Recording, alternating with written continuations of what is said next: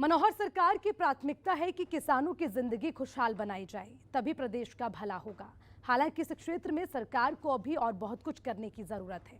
प्रदेश का किसान आज एक ऐसी व्यवहारिक खेती विधि की तलाश में है जिससे उसकी कृषि की लागत घटे और उत्पादन और आय में बढ़ोतरी हो।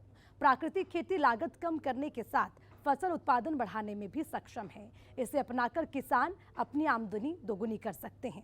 मुख्यमंत्री मनोहर लाल लगातार प्रदेश के किसानों को प्राकृतिक खेती को अपनाने की बात कहते रहते हैं, जिसका असर आज प्रदेश में साफ तौर पर देखा जा रहा है। पिछले कई सालों से खेती में काफी नुकसान देखने को मिल रहा है। इसका मुख्य कारण हानिकारक कीटनाशकों का उपयोग है। कीटनाशकों के उपयोग से खेती में लागत भी बढ़ रही है। भूमि के प्राकृतिक स्वरूप में भी बदलाव हो रहे हैं जो काफी नुकसान भरे हैं। रासायनिक खेती से प्रकृति में और मनुष्य के स्वास्थ्य में काफी गिरावट आई है। किसानों की पैदावार का आधा हिस्सा उनके उर्वरक और कीटनाशक में ही चला जाता है। यदि किसान खेती में अधिक मुनाफा या फायदा कमाना चाहते हैं तो उसे प्राकृतिक खेती की तरफ अग्रसर होना पड़ेगा। प्राकृतिक खेती वो खेती है जिसमें फसलों पर किसी भी प्रकार का रासायनिक कीटनाशक और उर्वरकों का प्रयोग नहीं किया जाता है। सिर्फ प्रकृति के द्वारा निर्मित उर्वरक और अन्य पेड़ पौधों के पत्ते, खाद, पशुपालन, गोबर खाद और जैविक कीटनाशक उपयोग लाया जाता है। इसी खेती के बारे में मनोहर सरकार किसानों को जागरूक करने का काम लगातार कर रही है। प्राकृतिक और जैविक खेती ये हमारे लिए बहुत महत्वपूर्ण विषय रहेगा। एक तो जीरो बजटिंग, बजट कम हो, बजट ज़्यादा होने से ही अनवाइबिलिटी है खेत की। फिर उसमें केमिकल्स के ऊपर आधारित जितने खेती है, जो इस समय जितने प्रोडक्ट्स हैं, उससे बीमारियां बढ़ती हैं। तो हम केमिकल्स का उपयोग कम करके और प्राकृतिक खेती, गोबर आधारित खेती जो हमारे परंपरागत तरीके होते थे, या फिर आजकल उसके अंदर सुधार होकर के नई नई चीज़ें मिला करके उसमें और खाद जो बनाए जाते हैं जैविक और प्राकृतिक खाद, उसके ऊपर आधारित खेती को हम आगे बढ़ाएंगे। और 100 क्लस्टर इसमें पहली बार 25-25 एकड़ के हम बनाएंगे, उनको सुविधा सहायता जरूर देंगे।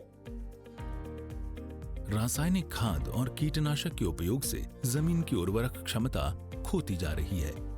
ये भूमि के लिए बहुत ही हानिकारक है और इससे तैयार खाद्य पदार्थ मनुष्य और जानवरों की सेहत पर बुरा असर डाल रहे हैं। रासायनिक खाद और कीटनाशक के उपयोग से मिट्टी की उर्वरक क्षमता काफी कम हो गई, जिससे मिट्टी के पोषक तत्वों का भी संतुलन बिगड़ गया है। इस घटती मिट्टी की उर्वरक क्षमता को देखते हुए जैविक खाद उपयोग जरूरी हो गया है। मनोहर सरकार लगातार किसानों को प्राकृतिक खेती की ओर प्रोत्साहित कर रही है, क्योंकि प्राकृतिक खेती कृषि की प्राचीन पद्धति है।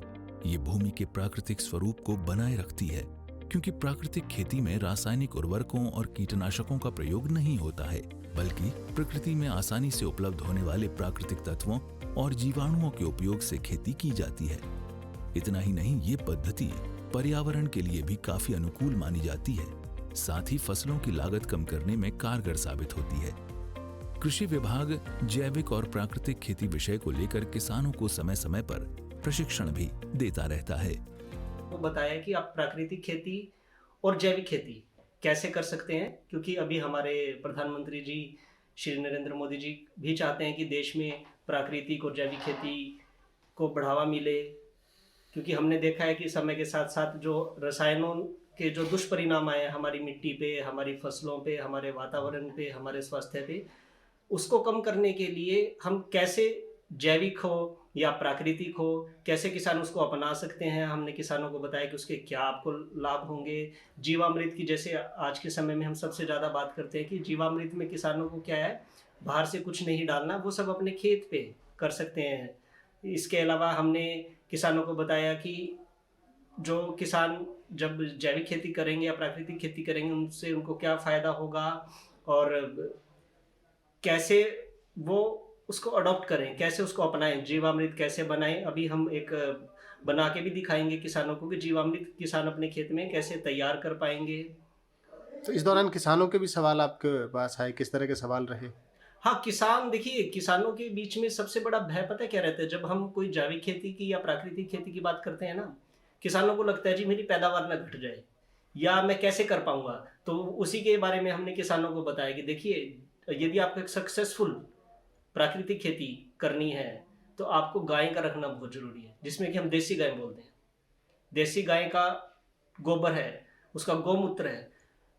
गाय के गोबर के अंदर ही आपके ऐसे करोड़ों सूक्ष्म जीव हैं जो कि आपकी मिट्टी में जब जाएंगे तो वह आपकी पैदावार को भी अच्छा करेंगे और बहुत सारी बीमारियों से रोकथाम भी करेंगे। तो किसान का जो मेन डर रहता है वो पैदावार को लेकर रहता है। हमने उन सब चीज़ों को उनको बताया कि इसमें इतना घबराने की जरूरत नहीं है, थोड़ा सा मेहनत लगेगी आपको इस खेती में, बट इसके जो परिणाम होंगे वो बहुत अच्छे होंगे। कोई मैसेज डिलीवर करना चाहेंगे किसानों के लिए? किसानों के लिए देखिए, सबसे बड़ा मैसेज जो मैं हमारे पूरे अपने सेंटर की तरफ से करूंगा, रसायन मुक्त खेती और रसायन मुक्त भारत। यदि हम ये कर पाएंगे तो ये हम हमारे देश को कुछ अच्छा एक इससे रिजल्ट दे पाएंगे। रासायनिक खादों के प्रयोग से मिट्टी जलवायु में दुष्प्रभाव बढ़ रहा है, इसलिए किसान प्राकृतिक खेती को अपनाएं। ये अपील देश के मुखिया नरेंद्र मोदी से लेकर प्रदेश के मुखिया मनोहर लाल की ओर से समय समय पर की जाती है, क्योंकि प्राकृतिक खेती से किसानों को लाभ होगा, जिससे किसान प्राकृतिक खेती की ओर अग्रसर होने भी लगे हैं। मुख्यमंत्री मनोहर लाल की ये मुहिम आज प्रदेश में रंग लाने लगी है। वो जो अपनानी चाहिए, क्योंकि रसायन की जो खेती है उससे काफ़ी नुकसान हो रहा है स्वास्थ्य को भी, लोगों को भी और प्रकृति को भी। इसलिए उसके बारे में जानकारी लेने के लिए आज हमें आए। यहाँ पे हमें रसायन मुक्त खेती के बारे में जो बताया जा रहा है और इस विषय के जो जानकार हैं हमारे बीच में आज आए हैं कृषि महकमे की तरफ से, और वो हमें इसके बारे में जानकारी दे रहे हैं कि हमें रसायन को छोड़ के, कीटनाशकों को छोड़ के और किस तरह से हम अपनी खेती को सुधार सकते हैं। खाद को लेकर किस तरह की बात की गई? प्राकृतिक खेती में किस तरह के खाद का उपयोग किया जाए? खाद के लिए वो गाय रख के और उससे गोबर से और मूत्र से उन्होंने खाद बनाने की विधि जो हमें बता रहे हैं, और एक गाय से भी कई एकड़ खेती में हम खेती कर सकते हैं। जी, मैं समझता हूँ कि रसायनों का जो नुकसान आज देखने को मिल रहा है मनुष्यों के ऊपर और सभी प्रकृति के ऊपर भी, पर्यावरण के ऊपर भी, उसको देखते हुए मुझे लगता है कि हमें रसायनों को जो है छोड़ना चाहिए। चाहे हम धीरे धीरे ही छोड़ें, लेकिन इसे छोड़ने का वक्त आ गया है। और उसी विषय पर जो हमारे विशेषज्ञ हैं वो हमें ये जानकारी दे रहे हैं और बहुत अच्छी जो जानकारी वो दे रहे हैं और हमें अच्छी लग रही है। हम इसे जरूर अपनाने की कोशिश करेंगे। हम पिछले कई सालों से रासायनिक कीटनाशकों का प्रयोग फसलों पर करते आ रहे हैं, जिससे मिट्टी की उर्वरा शक्ति कम हो चुकी है और भूमि के प्राकृतिक स्वरूप में भी काफी बदलाव हो रहे हैं, जो किसानों के लिए काफी नुकसानदायक हैं। रासायनिक कीटनाशकों के प्रयोग से जल प्रदूषण, वायु प्रदूषण, मृदा प्रदूषण प्रतिदिन बढ़ता ही जा रहा है। किसानों की फसल पैदावार कमाई का आधा हिस्सा रासायनिक उर्वरक और कीटनाशक खरीदने में चला जाता है, क्योंकि रासायनिक कीटनाशक काफी महंगे होते हैं। ऐसे में कई कारणों से जरूरी हो जाता है किसान प्राकृतिक खेती को अपनाते हुए अपने आप को स्वस्थ रखें और कम लागत पर अधिक से अधिक मुनाफा कमाएं। ब्यूरो रिपोर्ट, सूर्य समाचार।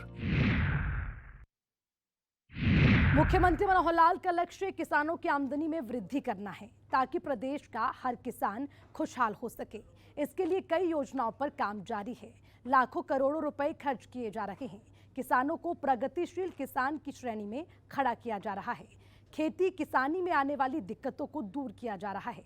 मुख्यमंत्री मनोहर लाल का ये दावा है कि ऐसा करने से न सिर्फ किसानों की आमदनी में बढ़ोतरी होगी, बल्कि प्राकृतिक खेती की पैदावार से लोग भी स्वस्थ होंगे। तो चलिए दीजिए इजाजत, फिर मुलाकात होगी एक नई योजना के साथ। तब तक के लिए नमस्कार।